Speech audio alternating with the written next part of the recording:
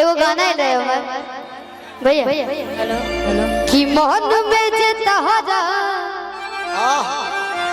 सबर रहिए राजा जी कि मन में जे तहरा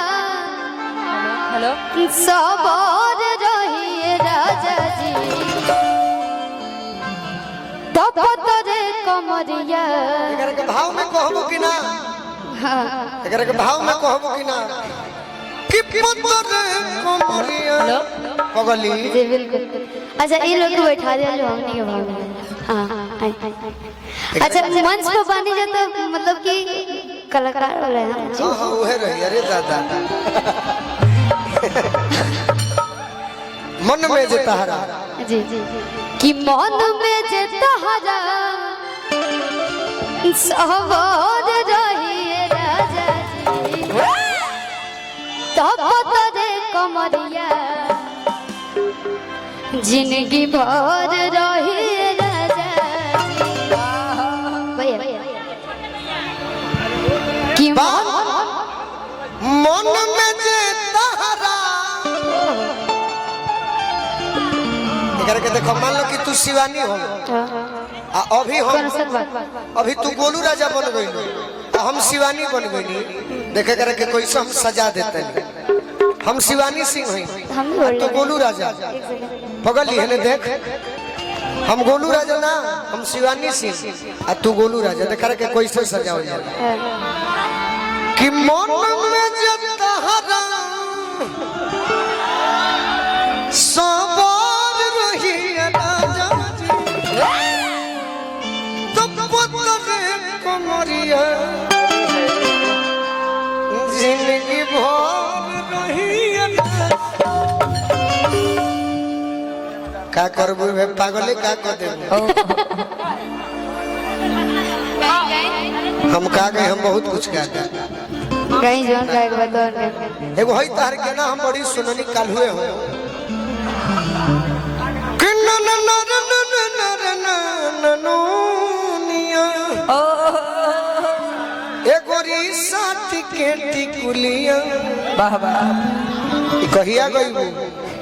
आजिए तक आवे के बाद हां जी कि बड़ा लागेलु वे जन चुलबुलिया ओ हो ई राव लाइन हम लड़की के लाइन गाता कि बनी सबसे झकास हम अपना क्लास में अच्छा जियो जियो लइका करेला समाज बैठे खाती पास में कि केहू करेला बड़ाई हम केने केने जाई केहू कहे अमर पाली केहू लुलिया किरमा पियल के सुतलियो सारवा ए रमा देवा हो पापी नीरो खेल जो बनावा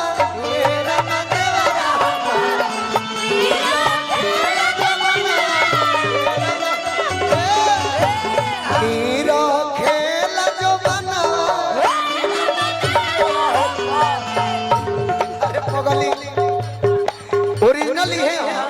बाकी है ठीक बा कि बड़ा लगलू जान चुलबुलिया एगोरी साथी के टिकुलिया अब पढ़े जो बजलू सकूल एगोरी पढ़े जा बजालू सकुलिया